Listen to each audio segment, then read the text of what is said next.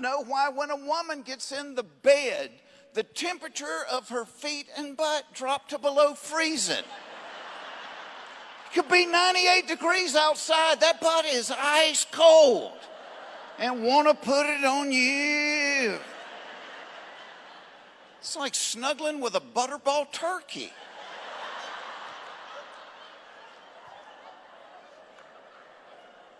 I don't know why the dentist makes you lie to them. Like every time I go to the dentist, they'll be looking at my mouth. They're like, ooh, you have not been flossing every day, have you? No, not every day. Let me think. The last time I flossed, you did it.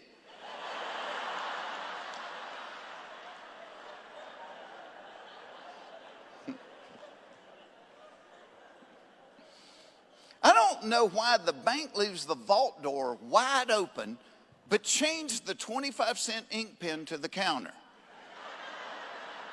And why does the drive-up banking window have directions written in Braille? They do. Look at it the next time you're there. I don't know why the people with the worst breath always stand the closest to you when they talk. They're like, guess what? I don't know. You have a dirty diaper in your mouth? Can I tell you something? Okay, but do it quick. I can only hold my breath for 30 seconds. You always try to offer them a piece of gum or a mint. They never take it. They're like, oh, no thanks. I don't like the way those taste. Yeah, I can see where you wouldn't prefer peppermint to that cat poop you're gnawing on right now.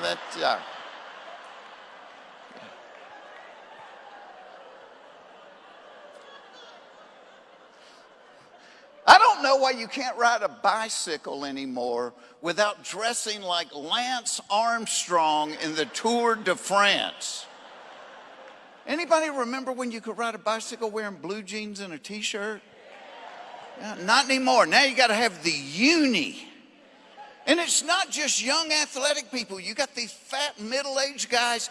They look like the Michelin Man in a wetsuit. And they've got sponsor logos. Who's sponsoring you, Pop? Dunkin' Donuts, all right.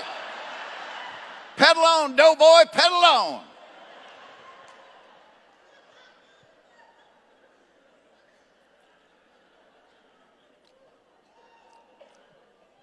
I don't know why only rednecks are seeing UFOs. And here's the thing, you got to discount a ton of that stuff right off the top. Because my Uncle Jerry swore they had crop circles in their yard. Then we talked to his wife, found out she had called Goodwill and they'd picked up the trampoline and the boat trailer, so.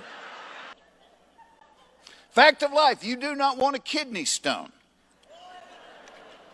May want to paint your butt cheeks in honey and sit in a fire ant bed, but you do not want a kidney stone. How many people here have had a kidney stone? Oh, wow. All right, here's how I know you don't want one.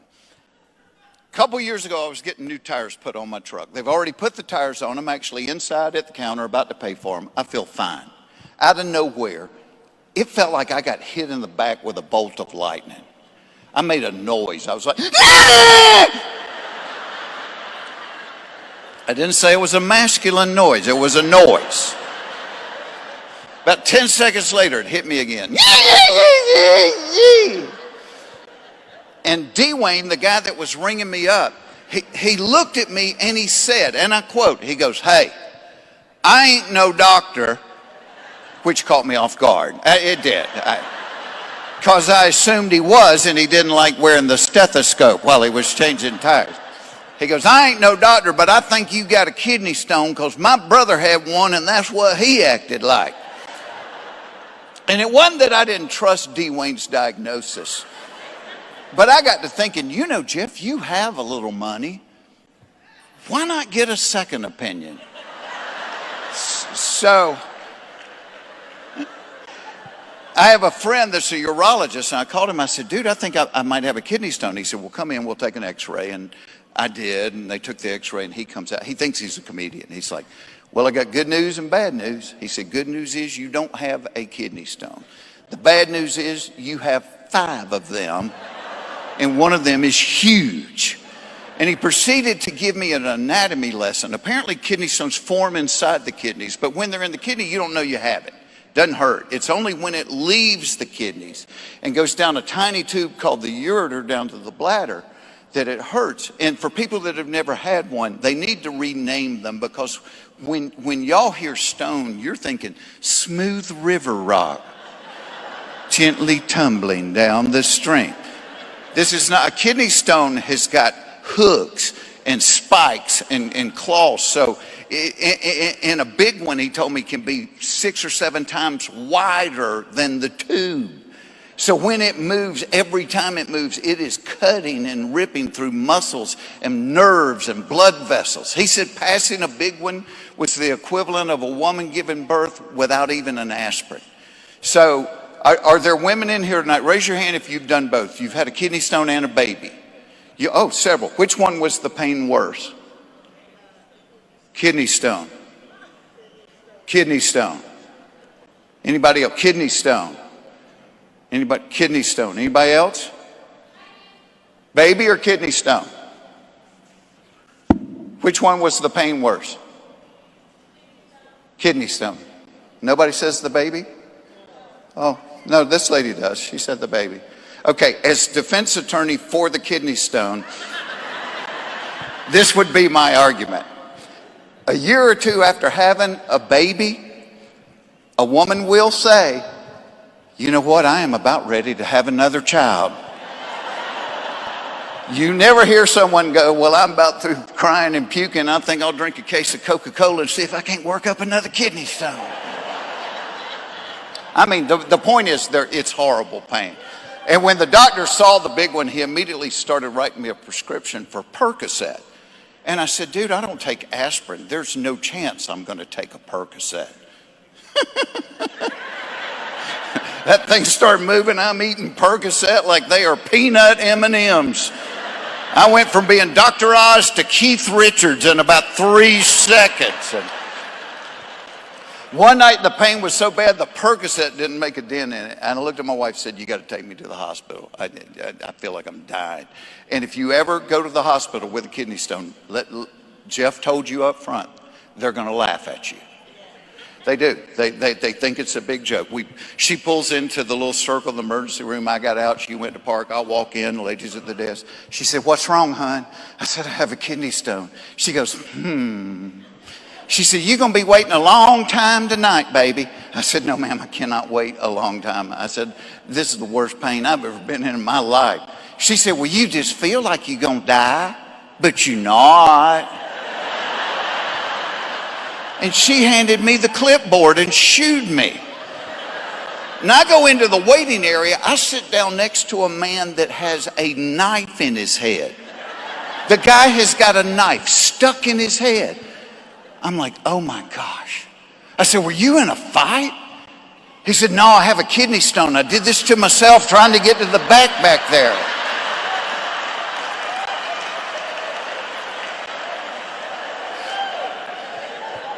And sometimes when this stone would move, when it settled in such a way that it would block the urine stream. And then all of a sudden that tiny tube ballooned up, and it was the weirdest feeling because you felt like you were going to wet your pants. But when you tried to go, oh my word, did it hurt. And y'all, this went on for 6 weeks. 6 weeks. I passed the 4 smaller stones, but that big one was moving like every day, and they're like, give it a chance. And man, when it moved, it would put me on my knees, and then it would block the urine, and I'd have tears rolling down my face. And I thought, I am going to lose my mind. And then all of a sudden, I hit 4 days where I felt great. And I was thinking, well, did it dissolve? Or I didn't see it. Maybe it just, went away. And I went back to the doctor. They took another x-ray. Well, that big stone had lodged right at a bend in the ureter, right next to the bladder. But because it had lodged, it wasn't moving. So it didn't hurt. And it wasn't blocking the urine. And I'm like, let's leave it there till the Lord comes back, But the doctor, he's looking at the x-ray. He goes, yeah, I don't like where that's at. He said, I'll give you about a week to pass it, and if you don't, we'll have to go get it. I have a question. When you say go get it, what kind of trip are we talking about there? He said, well, we've got this flexible metal cord that's got a retractable claw at the end of it. He said, what we do is we'll run the cord up your exit only ramp through your bladder. He said, we'll find that stone, we'll grab it, and we'll drag it out kicking and screaming. He said, once we get it out, we'll put a stent in the claw, go right back in a second time, and insert this stent into the walls of the ureter, which by now, quite honestly, have lost the will to live. He said, we'll leave it in there for a week or two. We go back in a third time, we grab the stent, and we just yank it out.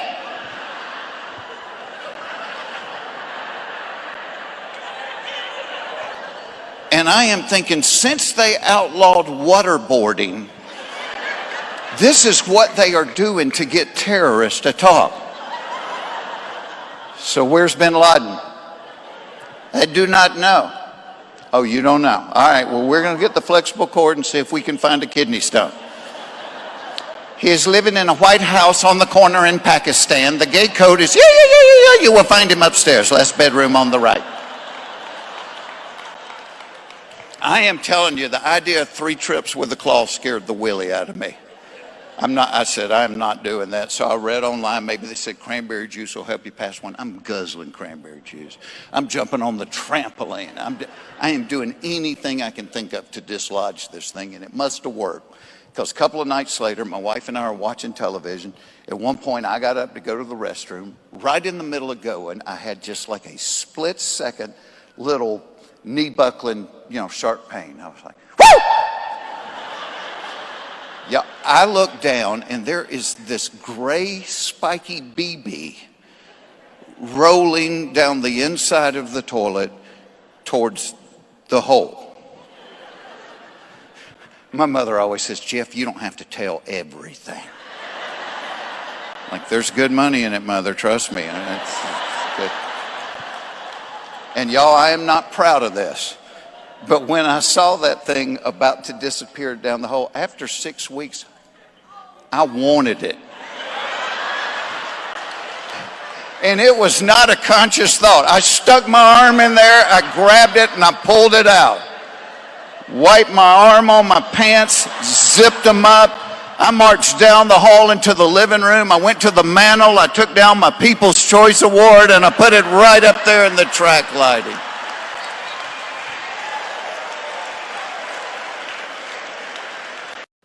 I got 15 years ago. I was out in public. We were at some kind of film festival. I had all my girls with me, and as always, when you have girls, they have to pee a lot, and they all went at the same time. I don't know why they all go together.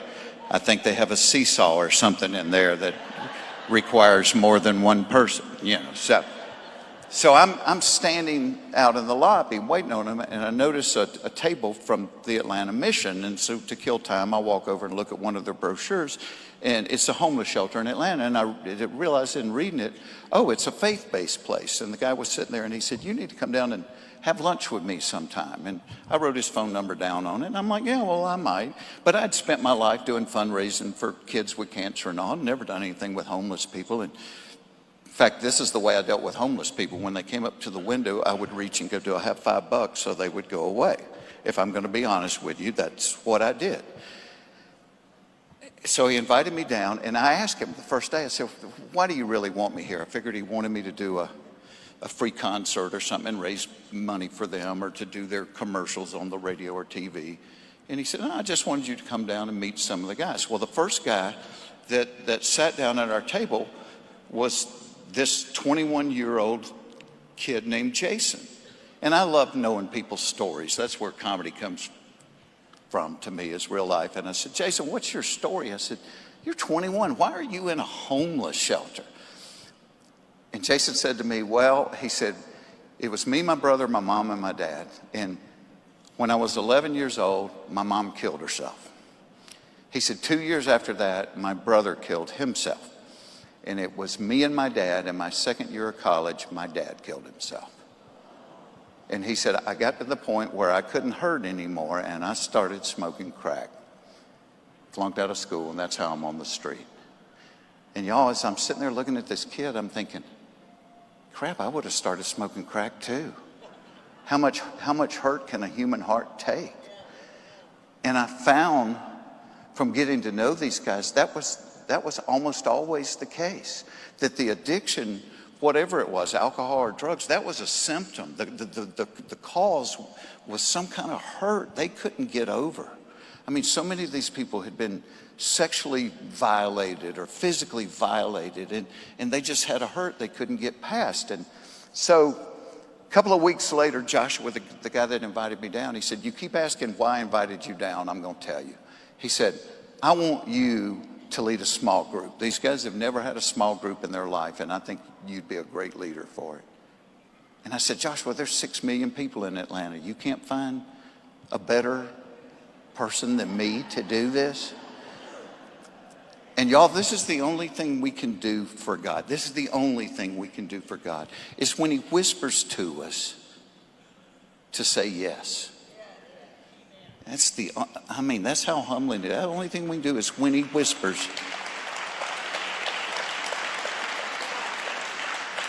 And God doesn't yell. I was reading a verse the other day, said there was a great earthquake, and then there was a great fire, and then there was a still, quiet voice. That's God.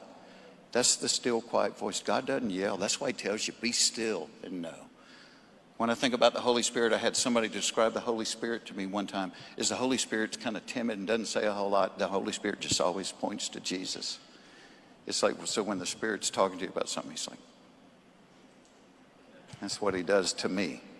And so I said yes. I had no training. I'd been in a small group for years, but these are homeless guys.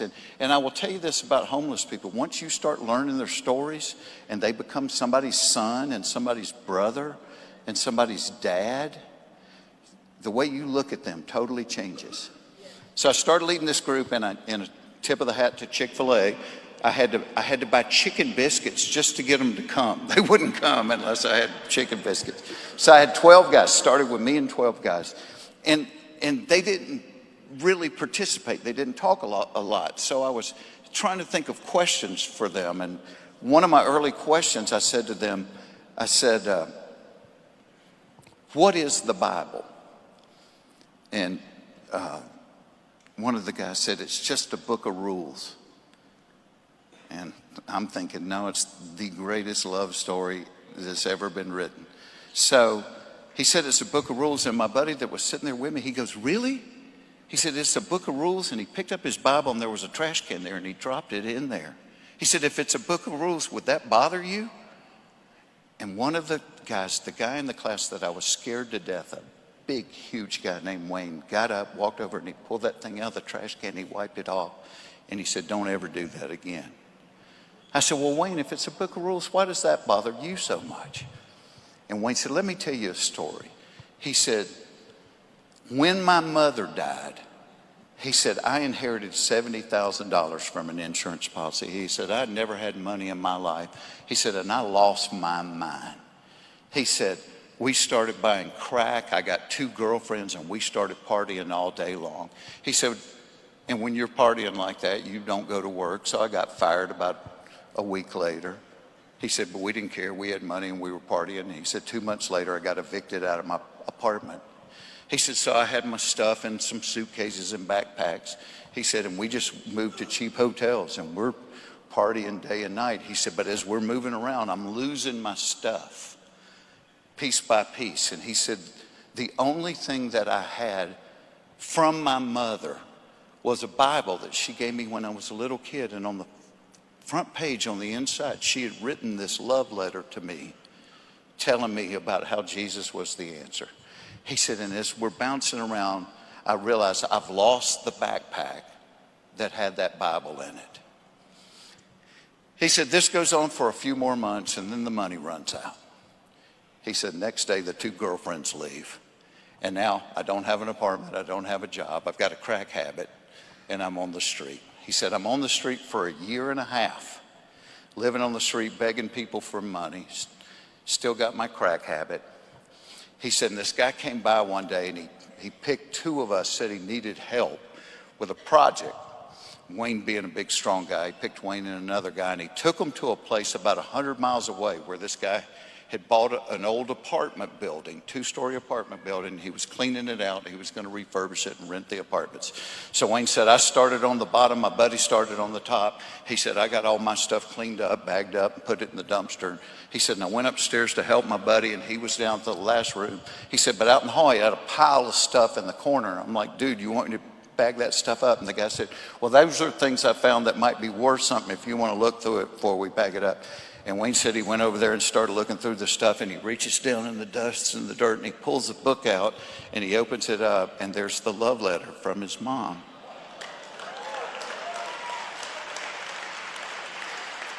It's his Bible. A year later, year and a half later, and 100 miles away. And he said, I collapsed to the floor and started sobbing. If you put that in a Hollywood movie, nobody would believe it. And he said, I figured if God was going to chase me that hard, I would finally quit running.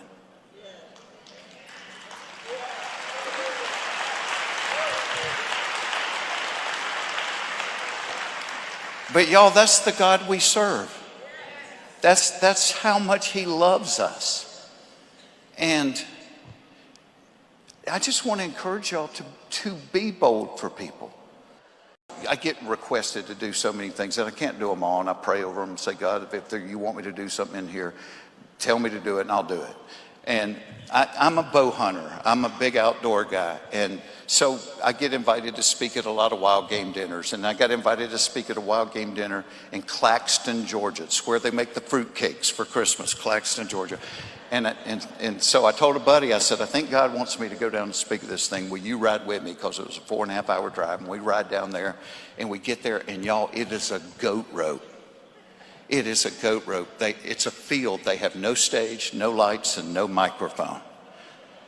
And 3,000 people showed up. And so we put pallets down, put a piece of plywood on it. I stood on it. They shined lights from trucks on me, and I yelled.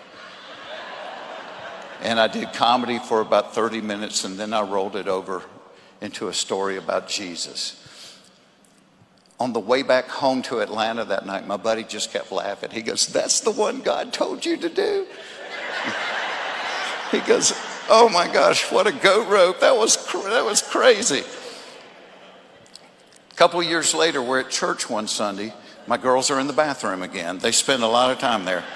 And I'm standing in the hall waiting on them, and this guy comes up and taps me on the shoulder, and he says, hey, do you remember speaking at a wild game dinner in Claxton?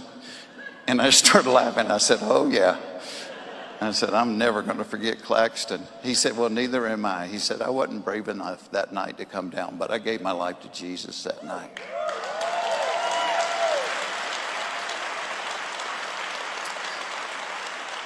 And y'all, I just started crying. And it was like, if God had said to me, would you drive down to Claxton for this one guy? I would have said, you bet. You bet, headed there now. And my wife told me later, she said, let me tell you what's so cool about God. He didn't even have to show you that. You could have spent the rest of your life making fun of Claxton. He said, but he showed you that to encourage you that when he whispers to you and you say yes, he does what he does.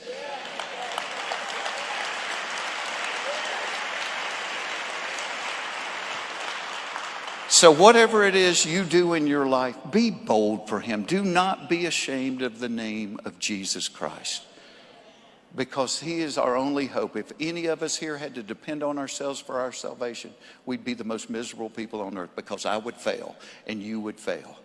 But it's not through our performance. It's through his grace. And there's a world out there that desperately needs to hear that. They already know they can't perform. That's why they're on the street. But you need to tell them there's hope, and that's the difference. And it's love, joy, and peace. Love on them. Show them the joy that you have and the peace you have that passes understanding. You don't have to know to understand what's going on in the Middle East. You don't have to understand what's going on in Ukraine. Because God says it's not your job to understand it. It's my job. You be at peace because I made you a covenant promise and I'm never, ever, ever going to break it.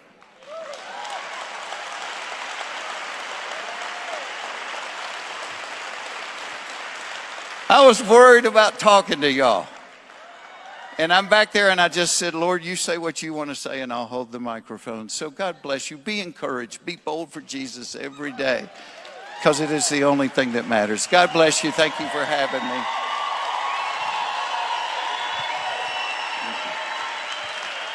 God bless you. Thank you. And my daughters, they get upset with me. They're like, Dad, don't go on stage and tell people things you don't know. They're like, if you don't know something, Google it. And that's, you know, that's the age they're growing up in. And to a point, they're right. I mean, when I was growing up, if you were watching TV and somebody said, what was that guy in? You'd go, man, he looks familiar. And that was it.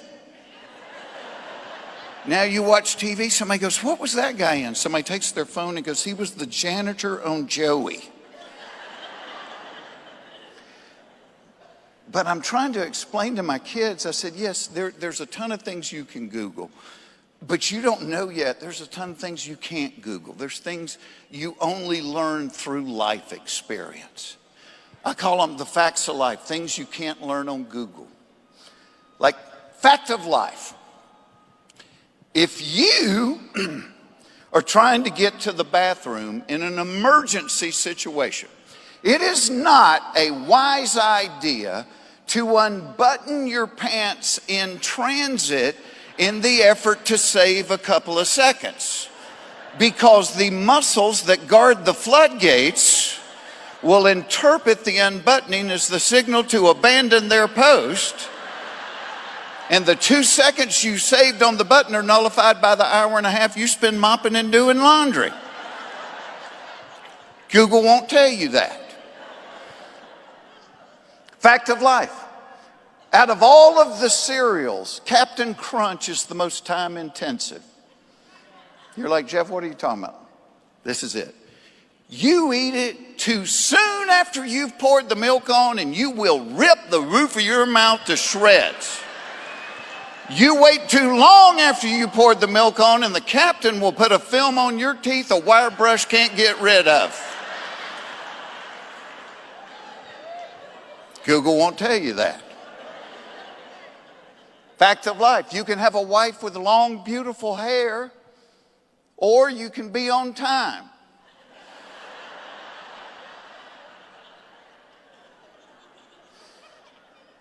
Speaking of wives, fact of life. If your wife hints that she might be in the mood, your kids will sense it and won't go to bed for 3 years.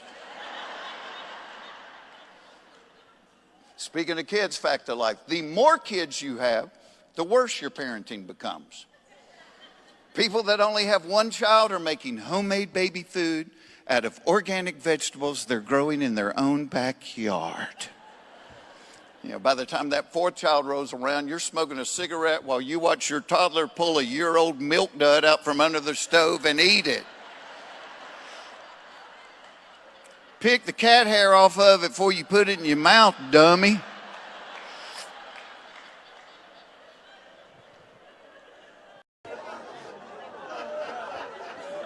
When the girls were little, I had latches on cabinets to keep them out of the dishwashing detergent. My parents gave my brother and I a chemistry set.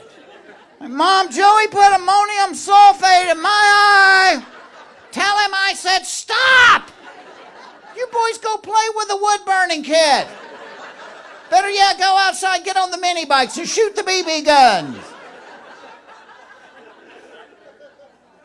Just a different world. Even the way we treat our kids' pets has totally changed. My daughters had this hamster. Little white hamster. His name was Herman. And one day Herman's hair started falling out. A lot.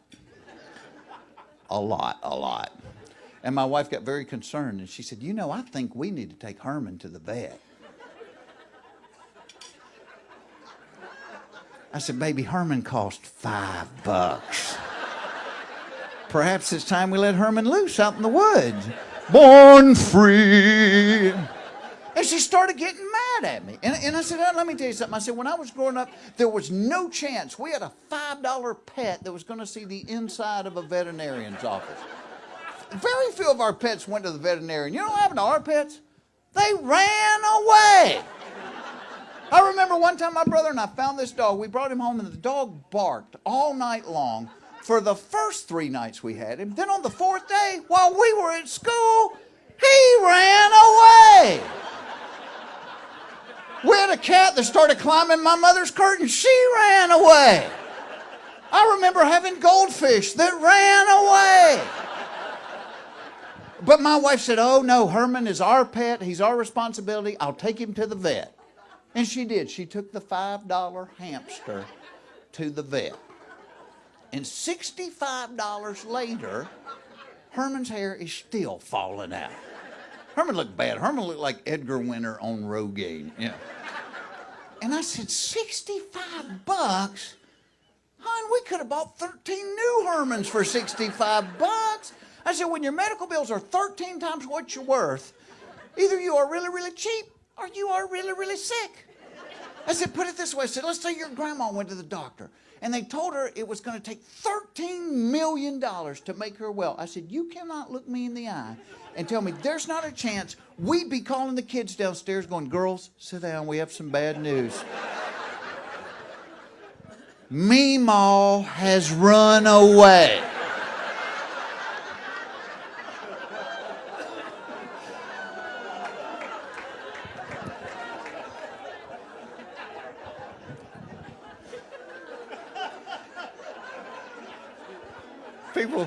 People start to laugh at that one, and then they feel bad about it.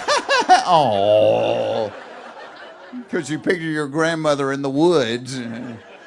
Is anybody else cold?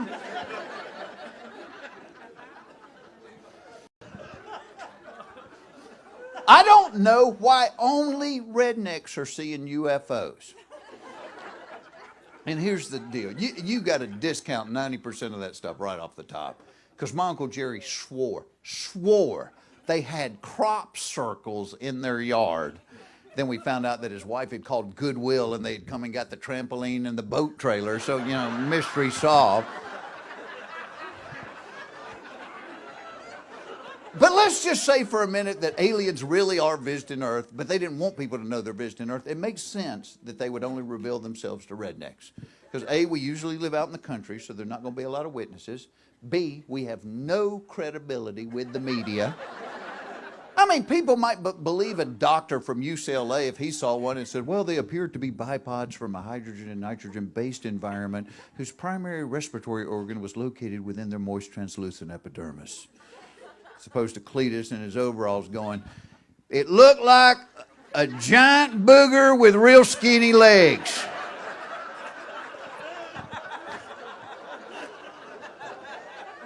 And here's the deal with the abductions. See, rednecks don't get to take a lot of vacations. So if somebody comes around and offers to fly us somewhere for free, we're going.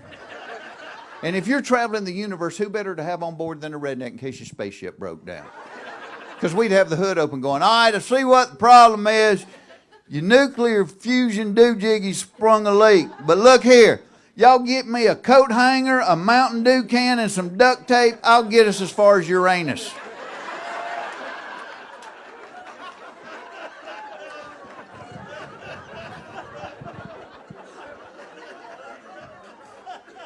I don't know why, after all these years, my wife continues to ask, what do you want for your birthday? What I always want for my birthday. What's every man on the planet want for his birthday? The same thing every woman on the planet doesn't want for her birthday. You know, never once has my wife said to me, forget the flowers, forget the presents. Why don't you just lock the door and take me to Squeal Town? But it's what every guy wants. You can be visiting your 90-year-old grandpa in the nursing home and be like, happy birthday, Papa. Is today my birthday? Sure is. Well, help me get my pants off.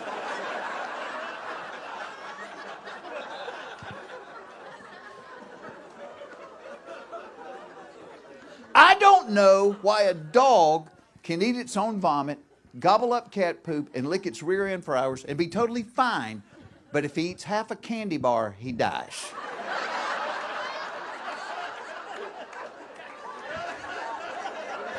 They need to renegotiate that one. One of the most recent trips to Louisiana, we went down, my wife's cousin got married in Baton Rouge, and so we went down for that wedding and the rehearsal dinner at Hooters. If I'm lying, I'm dying. And our waitress that night was qualified to work there. Matter of fact, I'm pretty sure she was on a scholarship. First time she walked up to the table, my wife's Uncle Don looked at her and went, "Woo, woo, where'd you get them things, girl?" I thought, oh, she's going to get mad. And she didn't. She was very cool. She said, "I bought them." Well, then Don's wife, Lois, said, "You know, I've been thinking about buying me some." Don turned to Lois and said, "You are 62 years old. You getting a boob job would be like hanging a new chandelier in a haunted house."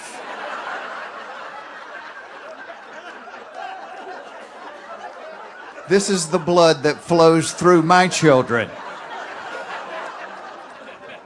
And when we went to the wedding, we stayed with my wife's mom and dad. In fact, we spent 5 days with my in-laws, which on life's list of fun things to do comes in right below sitting in a tub full of scissors. And everybody here has family like this. You have people in your family, you love them. You love them to death. You just don't do real well when you have to share the same house, because your lifestyles are different.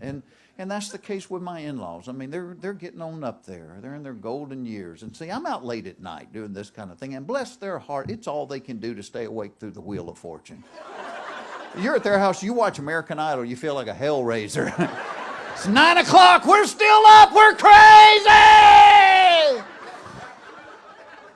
But because they go to bed so early, they get up early, which is fine. If, like normal human beings, they drink coffee and read the newspaper.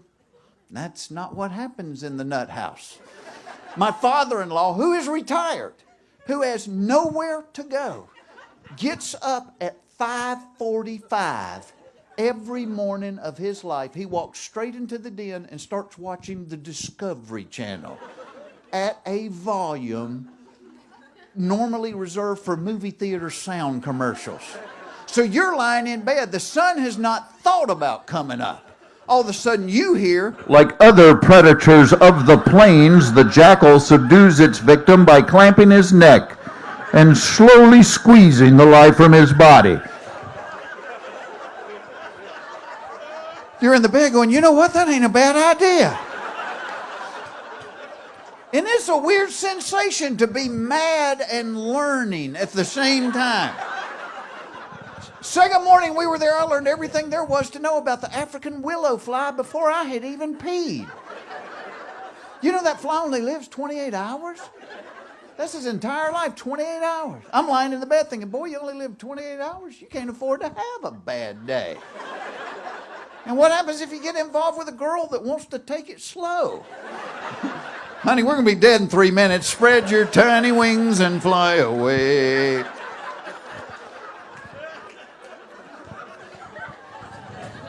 And we always have to sleep on the fold-out couch at their house. Boy, that's a good night's rest, isn't it? Got that one iron bar under your skull, one under your pelvic bone, that last one under your ankles. Sleeping on that thick, thick mattress. I've eaten bologna thicker than the mattress on the fold-out couch. And boy, they keep that house a little warm. The inside of their house is about the same temperature as the bottom of a rocket when it's this high off the ground. And they walk around in sweaters. Is anybody else cold? Is it just me? Is anybody else cold? Hell, I'm naked on the tile bathroom floor, gasping for air.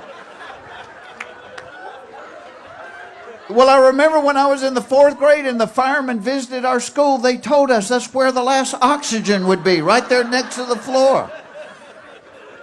I'm in the bathroom so long, my mother-in-law's beating on the door. Do you need a correct-all? You eat too much cheese. And I'm not making fun of old people. I'm not. Because I really do believe that's the goal of everybody here tonight. We all want to live long enough to someday be an old person. I do. I not only want to be an old person someday, I want to be a burden to my children. Oh, I know the day's coming. My kids are going to be on the phone with each other going, it's your turn to take Daddy for a while. Oh, he's making those noises. He doesn't even know he does it. If you don't come get him, Todd and I are going to get a divorce. It's going to be your fault. But you know who's smart? And Doc backed me up. Is kids are smart. I mean, that's why the fifth graders show work. Kids today, they're so much smarter than we were. I remember my oldest daughter, when she turned 5, she wanted a computer. She's 5 years old. We get a computer. She can use it. I mean, 5 years old. Remember what we got when we turned 5? Little wooden paddle, rubber band, red ball on the end of it. That was a brain builder, wasn't it? 1, 2, 3.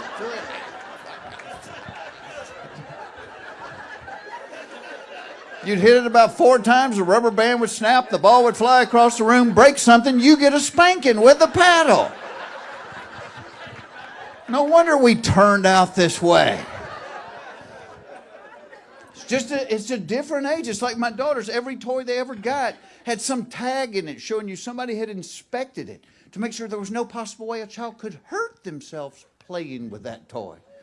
Hell, I remember being 9 years old, my parents bought me a wood-burning kit. Oh, what could possibly go wrong with a toy like that? A sharp metal stick that heated up to 5,000 degrees.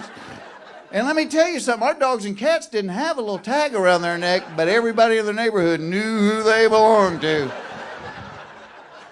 Yeah, the Circle F brand, that's a Foxworthy cat right there. Right? Who had a wood-burning kit? Probably a lot of guys. Remember how long the cord was, the little curly cord? The cord was about that long. So you always guaranteed to be in right next to the drapes while you played with it. Did anybody have the swing set? My parents were too lazy to actually dig a hole in the ground, go buy a bag of concrete and pour it in. So we had a swing set. Anytime you swung above this high, the legs of it would go whoomp, whoomp, whoomp. There were stunt men that would not swing on our swing set. And I'm pretty sure my dad had a few beers the day he put it together. Because at the top of the sliding board, there was this big bolt. And I'm sure it was supposed to have gone from the inside out. But ours went from the outside in. And every summer, every kid in the neighborhood had a pencil-thin scab from their ankle all the way up the back of their hiney.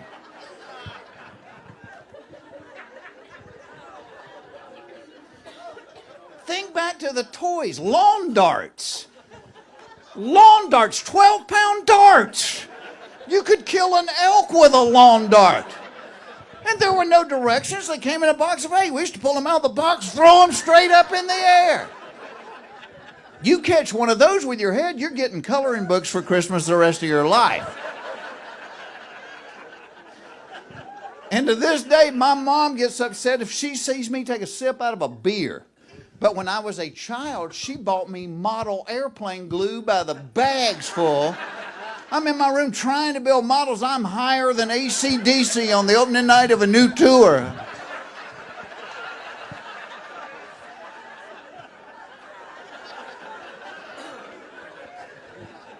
Finally get the model put together, then my dad would give us firecrackers to blow them up with. And we knew they were safe because we had to drive across the state line to buy them from a man that had 3 fingers. Not on each hand, total 3 fingers. That's a good firecracker right there. You'll like that one.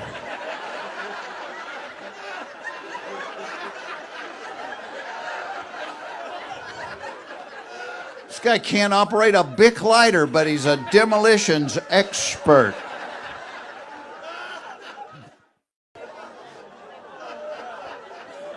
When the girls were little, I had latches on cabinets to keep them out of the dishwashing detergent. My parents gave my brother and I a chemistry set. Mom, Joey put ammonium sulfate in my eye. Tell him I said stop. You boys go play with the wood-burning kid. Better yet, go outside, get on the mini bikes and shoot the BB guns. This is a different world. Even the way we treat our kids' pets has totally changed. My daughters had this hamster, little white hamster. His name was Herman. And one day Herman's hair started falling out. A lot. And my wife got very concerned, and she said, I think we need to take Herman to the vet. I said, baby, Herman cost $5. Perhaps it's time we let Herman loose out in the woods. Born free. And she started getting mad at me. And I said, let me tell you something. I said, when I was growing up, there was no chance. We had a $5 pet that was going to see the inside of a veterinarian's office. Very few of our pets went to the veterinarian. You know what happened to our pets? They ran away. I remember one time my brother and I found this dog. We brought him home and the dog barked all night long for the first 3 nights we had him. Then on the 4th day, while we were at school, he ran away. We had a cat that started climbing my mother's curtain. She ran away. I remember having goldfish that ran away. But my wife said, oh no, Herman is our pet. He's our responsibility. I'll take him to the vet. And she did. She took the $5 hamster to the vet. And $65 later, Herman's hair is still falling out.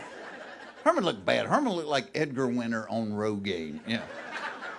And I said, $65? Hon, we could have bought 13 new Hermans for $65. I said, when your medical bills are 13 times what you're worth, either you are really, really cheap or you are really, really sick. I said, put it this way. I said, let's say your grandma went to the doctor and they told her it was going to take $13 million to make her well. I said, you cannot look me in the eye and tell me there's not a chance we'd be calling the kids downstairs going, girls, sit down, we have some bad news. Meemaw has run away.